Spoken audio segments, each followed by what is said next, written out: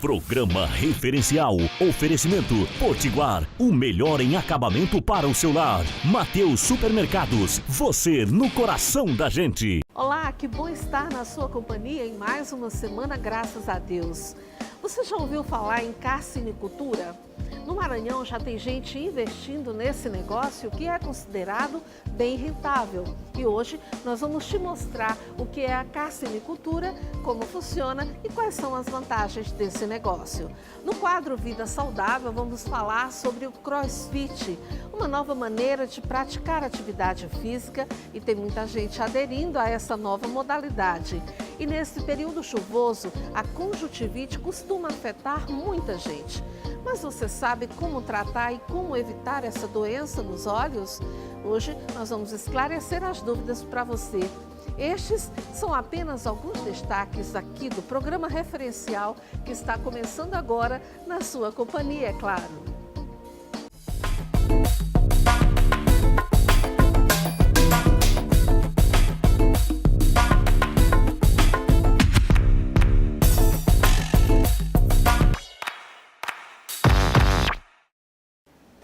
E a gente começa o programa de hoje acompanhando uma reflexão com o pastor Antônio Fontes, que fala sobre a importância de nós conhecermos bem aquelas pessoas com as quais nos relacionamos. É uma reflexão que vale a pena acompanhar. Confira. Palavra de vida. Há um trecho nas Escrituras que nos ajuda muito acerca do conhecimento que nós precisamos ter das pessoas com quem nós nos relacionamos. Nós temos nos aproximado de muitas pessoas e nós conhecemos muitas pessoas. Com certeza você tem muitos amigos, você tem parentes, você tem colegas de trabalho e muitas vezes até nós nos surpreendemos com determinadas atitudes dos nossos amigos, dos nossos companheiros, dos nossos colegas. E você chega a dizer, olha, eu não sabia que fulano de tal era desta forma, eu não o conhecia perfeitamente. O Senhor Jesus tem uma palavra esclarecedora e que nos ajuda muito acerca dessa questão. E ela está aqui em Mateus, no Evangelho de Mateus, no capítulo 12, no verso 33, quando o Senhor Jesus, conversando com seus discípulos, ele fala acerca das árvores e seus frutos, das árvores e seus frutos. E ele diz assim, ou fazei a árvore boa e o seu fruto bom, ou a árvore má e o seu fruto mau, porque pelo fruto se conhece a árvore. Olha que princípio muito interessante que o Senhor Jesus ele está estabelecendo aqui. Pelos seus frutos se conhece a árvore. Isso para nós parece uma coisa absolutamente simples. E de fato é uma coisa muito simples. Nós conhecemos as árvores pelos seus frutos e cada árvore ela tem a propriedade então de produzir os seus próprios frutos. Ora, nós não esperamos, por exemplo, colher manga de uma jaqueira, nem caju de uma parreira, de um pé de uvas. Cada árvore, ela produz o seu próprio fruto. Só que, na verdade, Jesus não estava querendo falar aqui acerca do mundo vegetal. Ele não estava falando simplesmente aqui de árvores e frutos. O Senhor Jesus estava falando de seres humanos e dos seus comportamentos, da forma com que nós nos comportamos, da forma que, na verdade, nós somos. Ora, o nosso caráter, em outras palavras, o nosso caráter, ele se faz conhecer através da nossa própria conduta, a nossa maneira de ser, aquilo que nós produzimos com a nossa vida, aquilo que nós fazemos vai, de qualquer forma, apontar para a nossa essência, para o caráter que nós temos. E Jesus aqui estava falando acerca de pessoas que se apresentavam muitas vezes como se fossem mestres, estavam ensinando o povo, e aquele ensino e aqueles mestres eram falsos, eles eram perigosos, mas eles se apresentavam de forma tão generosa, eles apresentavam como pessoas tão boas, como pessoas que estavam ensinando verdades que pareciam verdades inquestionáveis. Mas o que Jesus está dizendo aqui é o seguinte, olha, vocês precisam estar atentos para a conduta destas pessoas, para o fruto delas, para aquilo que na verdade elas estão produzindo, porque aquilo pode ser um grande engodo e nós precisamos estar muito atentos exatamente a isso. Você tem ouvido muitas instruções, você tem ouvido, assim como eu aqui estou, pessoas abrindo a Bíblia, ou se referindo à Bíblia e levando a você e aos seus ouvidos e ao seu coração palavras que parecem, que têm aparência de serem palavras eternas, palavras que procedem das Escrituras.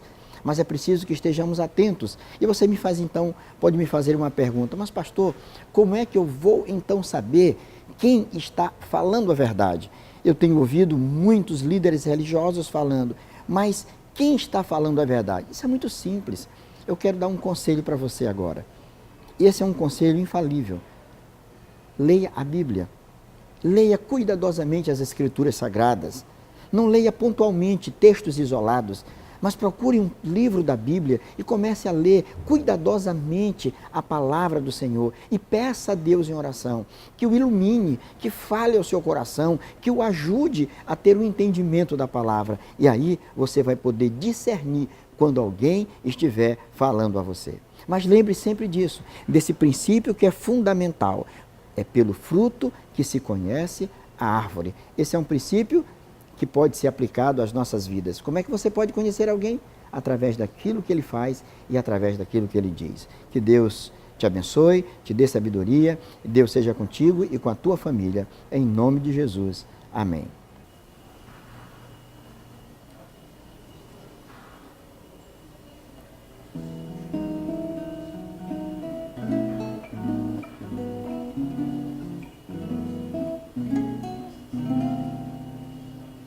E o Verbo virou gente e habitou entre nós, cheio de graça e de verdade, e vimos sua glória, glória do Pai, e vimos sua glória como a do Pai.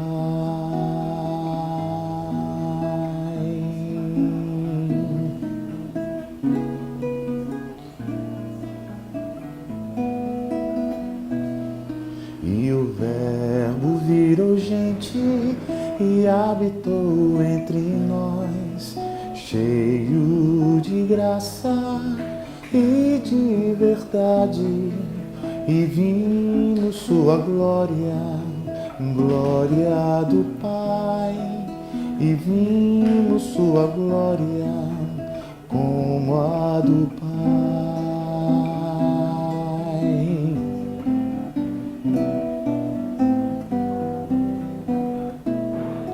Do Pai.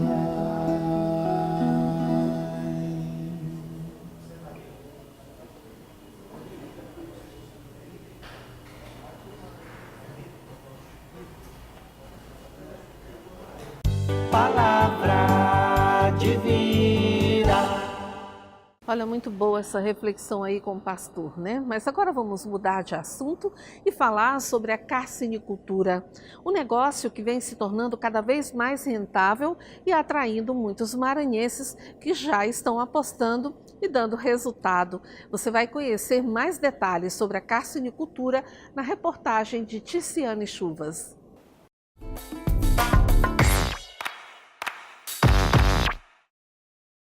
A carcinicultura, ou o cultivo do camarão, não é muito conhecida, mas é uma das atividades mais rentáveis do agronegócio brasileiro. Não é difícil entender por quê. Nossa equipe foi até Bacabeira, a uns 50 quilômetros de São Luís, conhecer uma fazenda de camarões. É o gerente quem nos leva até os viveiros. São 6, cada um com 6 hectares, uma área total de 60 mil metros quadrados. A população de camarões por aqui chega a 700 mil por tanque.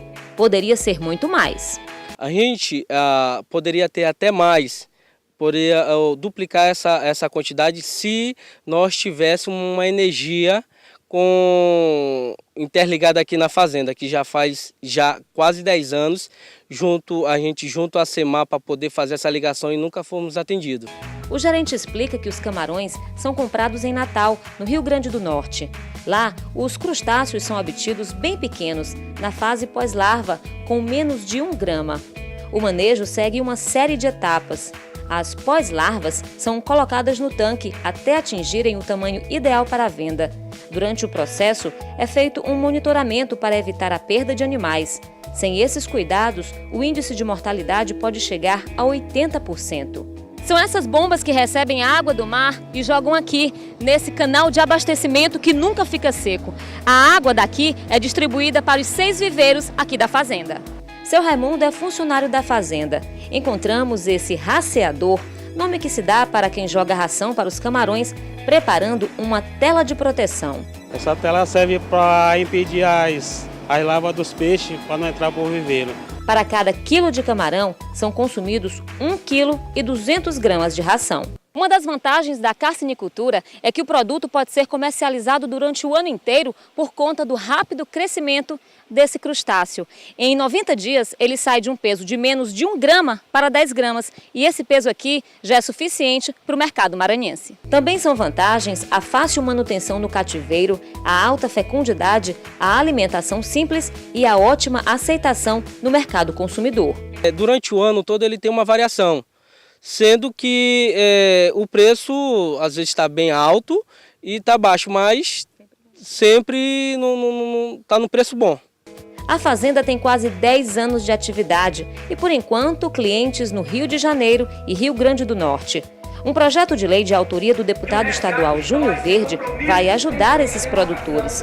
O projeto já foi sancionado pelo governador Flávio Dino e virou lei. A atividade está regulamentada no estado. Nós conseguimos formalizar um amplo estudo feito pela ABCC, que é a Associação Brasileira dos Criadores de Camarão, e esse documento, inclusive está disponível no estado, ele aponta só o Maranhão, só a Baixada Maranhense teria 20 mil hectares disponíveis para o cultivo do camarão, o que é superior a todas as áreas cultivadas do Brasil.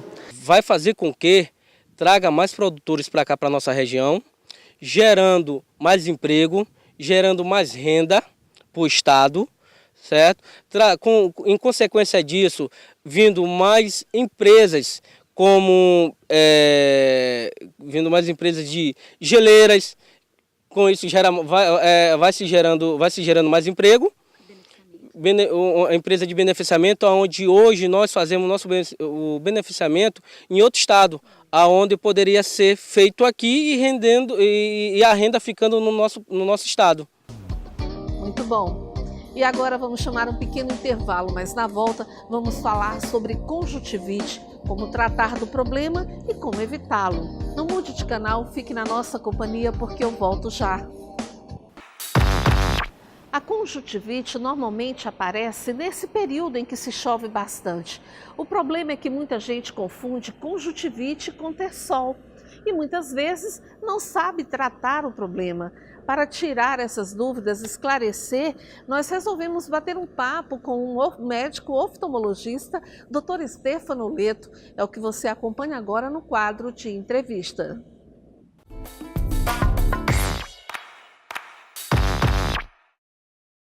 Bom, e nesse bate-papo com o Dr. Stefano Leto, que é oftalmologista e também presidente da Associação de Oftalmologia Maranhense, a gente aborda sobre essa questão da conjuntivite, principalmente nesse período chuvoso, né, Dr. Stefano? Seja muito bem-vindo ao programa. Muito obrigado pelo convite, é uma honra estar aqui. Bom, vamos falar um pouquinho, esclarecer, né? É verdade que durante esse período chuvoso a conjuntivite ela é mais frequente? Sim, é verdade. Durante o período chuvoso, de modo geral, as pessoas costumam não sair de casa, não se expor ao relento, às intempéries. Então, são pessoas que ficam, de modo geral, confinadas em ambientes fechados junto com outras pessoas.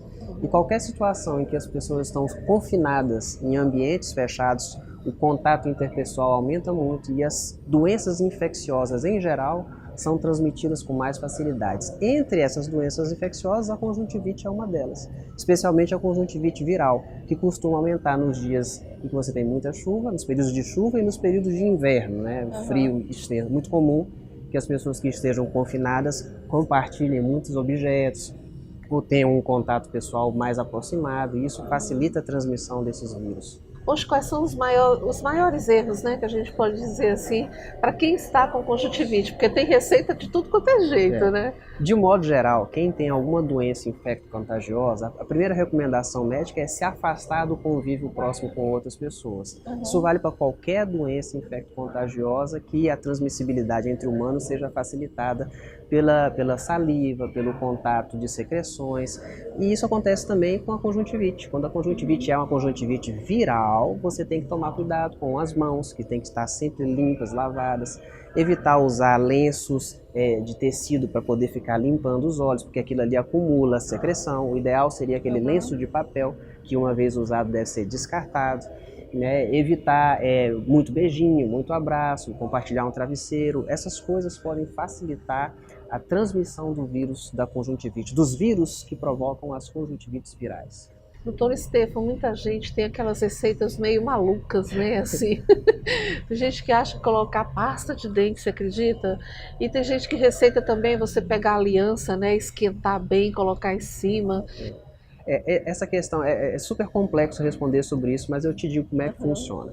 A questão da aliança especificamente, ela é uma coisa que, quando você faz a fricção da aliança, você está gerando naquele momento calor. E o calor local é capaz de desfazer aquilo que o pessoal conhece popularmente como tersol, que não é conjuntivite. Tersol é uma coisa, conjuntivite é outra. Agora, as crendices envolvendo conjuntivite são muito comuns também, especialmente o uso de misturas especiais. Já havia aquela crendice que diz que se urinar na mão e colocar no olho cura conjuntivite, passar fezes de galinha, passar mistura de limão com mel, com não sei o quê. Bom, nada disso é verdade. Todas essas coisas, né, os excrementos nem se fala, ninguém passa excremento num órgão nobre como o olho. E essas misturas cáusticas com limão, com laranja, com um chazinho daquilo ou aquilo outro, não é legal, porque você pode provocar queimaduras químicas na superfície do olho, que não somente não vão ajudar na recuperação da conjuntivite, como podem piorar ou agravar o quadro, desencadeando uma conjuntivite tóxica, uma infecção bacteriana. Então, o ideal, se você está com conjuntivite ou suspeitando de conjuntivite, o ideal é fazer realmente a consulta com um profissional adequado, ter a sua doença diagnosticada e tratada com a medicação correta dos casos que são aplicados. Agora você colocou aí conjuntivite e tersol. Qual é a diferença de um para o outro? Bom, conjuntivite é a inflamação da membrana externa que envolve o globo ocular, chamada de conjuntiva. Ela inflama por vários motivos diferentes. A conjuntivite mais comum que o pessoal está acostumado a saber é a conjuntivite viral, famoso sapatão que o pessoal chama. Né? Mas existem outras conjuntivites, a bacteriana, a conjuntivite alérgica, a conjuntivite autoimune, existem várias. E o tersol não, o tersol é quando nasce aquele nódulozinho na pálpebra e aquele nódulo ele vai crescendo como se fosse uma espinha, né? Como se fosse isso, bem na beiradinha da pálpebra. Pode ser na pálpebra superior ou na inferior e realmente se representa o acúmulo de secreção numa das glândulas da pálpebra chamada glândula de Meibomius. Então a conjuntivite é no globo ocular. E o tersol é na pálpebra. O tersol trata de um jeito, a conjuntivite trata de outro. E como se trata o tersol? Bom, o tersol, de modo geral, no primeiro momento recebe o que a gente chama de tratamento clínico, sem cirurgia nem nada. A gente tenta aquecer o local em que o tersol está acontecendo, na esperança de que as glândulas possam drenar o conteúdo que está acumulado de maneira natural, sem intervenção médica. Nos casos que complicam um pouquinho, a gente ajuda usando antibióticos e anti-inflamatórios. E nos casos que não recebem um bom desenlace do ponto de vista clínico, a gente faz a intervenção cirúrgica, que é a drenagem cirúrgica da glândula que mantém a secreção presa. Doutor Stefan, nessa época chuvosa, né, quais são os cuidados que se recomenda para que evite, né, essas inflamações e até mesmo outras doenças, né, dos olhos também? Os cuidados são esses que a gente tinha mencionado logo no começo, né? Diminuir, por assim dizer, a promiscuidade, que é a junção de muitas pessoas num único ambiente, compartilhando coisas em comum. Então, você manter as mãos sempre limpas, evitar de compartilhar lenços, não ficar com muito beijinho, nem muito abracinho, não compartilhar travesseiros, essas coisas mais íntimas que podem carregar secreção. né? Ou seja, esses fômites que podem transmitir o vírus entre as pessoas devem ser evitados. Para os idosos, né, que já têm aqueles vícios, aqueles hábitos, né, principalmente os homens idosos que gostam muito de usar o lenço, né, de tecido, não é recomendável de maneira nenhuma, né? No caso de uma infecção patente, quando a pessoa está com infecção, não, né? Chega a ser anti-higiênico você manter um lenço que está acumulando secreções o tempo inteiro, né, sem condições de higiene adequadas. O ideal seriam os lenços de papel, que são fáceis de achar em qualquer farmácia, você usa, pode ser para limpar os olhos, pode ser para suar o nariz e tudo, e você despreza aquele produto, de maneira que você não fica carregando dentro do seu bolso um material contaminado. Ok.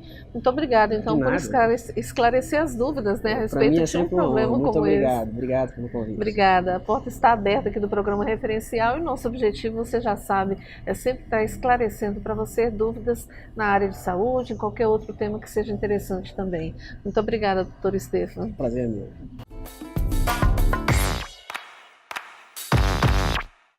E depois do intervalo, vamos viajar para o município de Alcântara e conhecer as belezas daquela cidade. Vamos falar também sobre o CrossFit, uma nova mania ou maneira de se praticar atividade física e que vem atraindo muita gente. Depois do intervalo, a gente volta para falar sobre esses dois assuntos. Fique na nossa companhia. E agora vamos falar sobre o CrossFit. Uma nova maneira de praticar atividade física e que vem atraindo muita gente que não quer mais aquele ambiente ou aquela rotina de academia, não é verdade? Por isso mesmo, nós resolvemos fazer uma matéria especial para explicar o que é o CrossFit e quais são os benefícios. Acompanhe essa nossa dica no quadro Vida Saudável de hoje.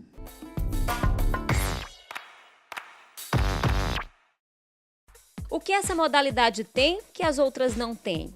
Não é uma competição como todo mundo acha, que você compete com os outros. Você compete com você, é uma busca de se melhorar a cada dia. Cordas, barras, pesos, equipamentos geralmente utilizados em treinamentos militares dentro de um box. Esse é o nome que se dá para o espaço onde são realizados os exercícios do CrossFit, um método que não é muito comum, mas é o programa de treinamento que mais cresce atualmente no mundo. CrossFit é o quê? Uma atividade funcional, né? Em constantes variações de movimentos, né? De alta intensidade, com segurança e um trabalho bem eficaz. Dentro de um circuito de exercícios funcionais, cada atividade consegue exercitar todas as áreas do corpo. É que os movimentos são funcionais, mas realizados em alta intensidade. Força, resistência, equilíbrio e velocidade. Tudo numa única aula. E elas nunca são as mesmas. O treino, ele é periodizado dentro da semana, onde a gente trabalha com 3 modalidades, né? A gente trabalha com levantamento olímpico, a gente trabalha com ginástica e trabalhamos também com a parte monoestrutural, que é corrida, remo, bike, cordas. Paulo é surfista há 20 anos. Se encantou com os treinos coletivos com características pessoais. Pratica o CrossFit há 3 meses e não quer mais parar. Hoje em dia quem tem que ter isso como estilo de vida, um esporte, né? O pessoal já tem conhecimento disso e eu sempre surfando, indo para academia, sempre fazendo atividade física, descobri o CrossFit há 3 meses e é apaixonante, muito bom, não quero mais parar. Se você percorrer o box, você vai perceber que não tem nenhuma máquina e nenhum espelho. O Pedro é educador físico e ele vai explicar pra gente por quê. Por que isso, Pedro? Então, todo mundo busca o corpo perfeito, mas o CrossFit, ele tem para te oferecer coisas muito maiores que simplesmente um corpo. Superar limites a cada treino. E a cada treino, vários desafios. Um programa completo, diferenciado e altamente eficiente. No CrossFit, os objetivos de cada um são diferentes, mas os resultados são rápidos. O corpo e a mente agradecem.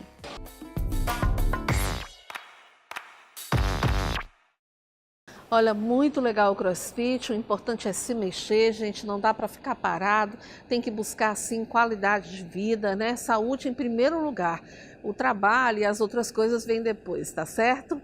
Mas agora vamos fazer aquela viagem para o município de Alcântara e conhecer as belezas que aquela cidade tem para mostrar, hein? A reportagem especial é de Joelson Braga. Acompanhe no quadro de curiosidade.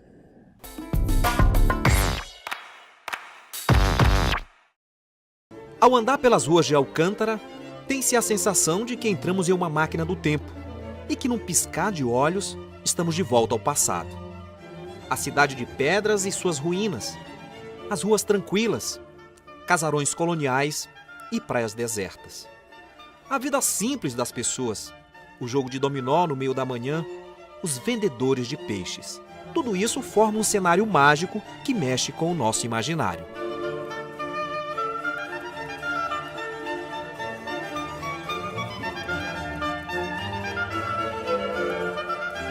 Para quem chega a Alcântara de barco, esta é uma das primeiras vistas da cidade. Nós estamos no Porto do Jacaré. Recebe este nome porque está às margens do Igarapé do Jacaré. Aqui o cais é feito de pedra e adornado com estes lampiões. Ao fundo, o casario colonial já dá um aspecto de saudosismo à cidade de Alcântara. Era daqui que as riquezas saíam para o mundo. Nos casarões funcionavam armazéns. A ladeira do Jacaré leva ao centro da cidade. Logo encontramos a Capela das Mercês, com portas e janelas azuis.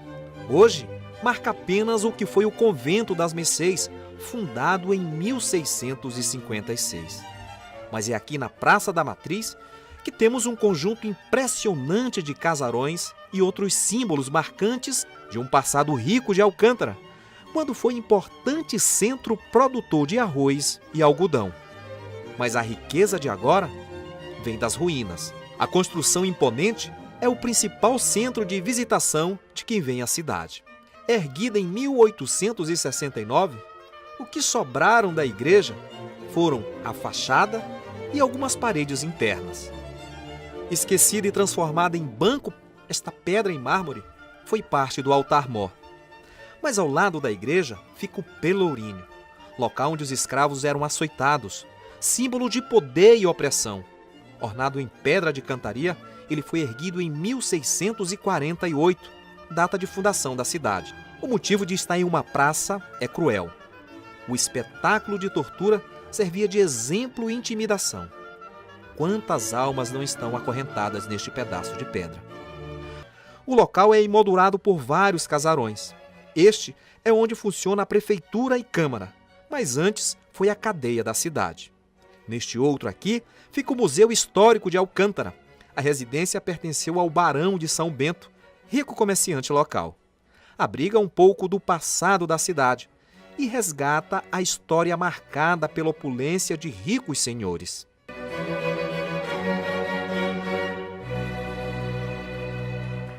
Mas existem outros tesouros, como a Igreja do Carmo, ladeada pela ruína do convento das Carmelitas.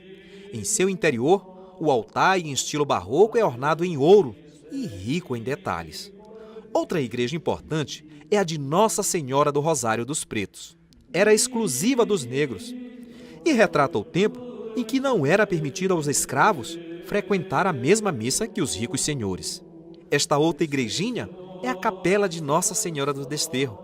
Erguida em um dos pontos mais altos da cidade, a construção é singela, com linhas simples. Daqui é como se ela velasse a travessia dos navegantes.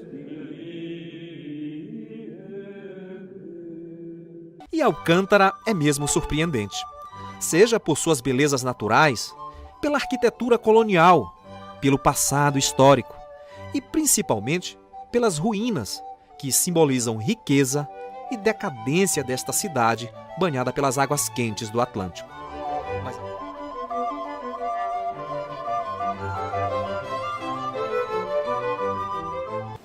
Muito legal essa reportagem aí do Joelson Braga sobre a cidade de Alcântara. Realmente tem muita história para contar. Infelizmente o nosso tempo acabou, o programa referencial vai ficando por aqui.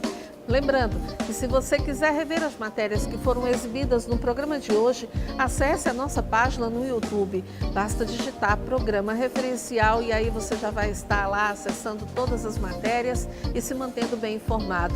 Você também pode interagir conosco pelo Instagram ou pelo WhatsApp. Muito obrigada pela sua companhia. Fiquem com Deus e até o nosso próximo encontro. Tchau! Programa referencial. Oferecimento Potiguar. O melhor em acabamento para o seu lar. Mateus Supermercados. Você no coração da gente.